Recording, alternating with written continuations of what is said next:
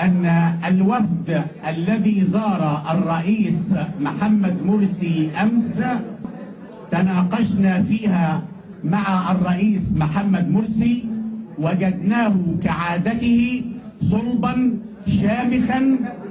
هذا الصمود والشموخ يستمده من زخم الشارع المصري.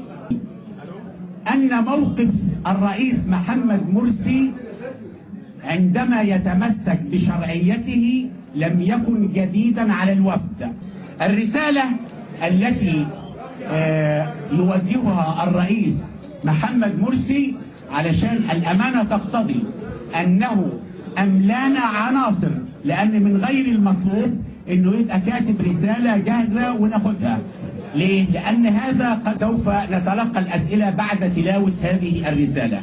الرسالة التي يوجهها الرئيس محمد مرسي علشان الأمانة تقتضي بيان من السيد رئيس الجمهورية الدكتور محمد مرسي إلى الشعب المصري الكريم. كل هذا على لسان الدكتور مرسي. إنني أريد وأقول بحق إن هذه الدماء ترسم طريق العزة للوطن.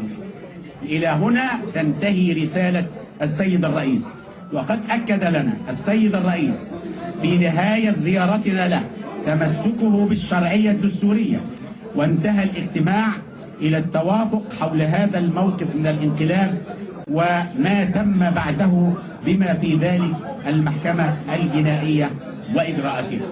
هذه هي الرسالة التي كتب أو أملى عناصرها الرئيس محمد مرسي الرئيس الشرعي المنتخب، والتي قام بصياغتها الدكتور محمد سليم العوا وزميلي الأستاذ أسامة الحلمي.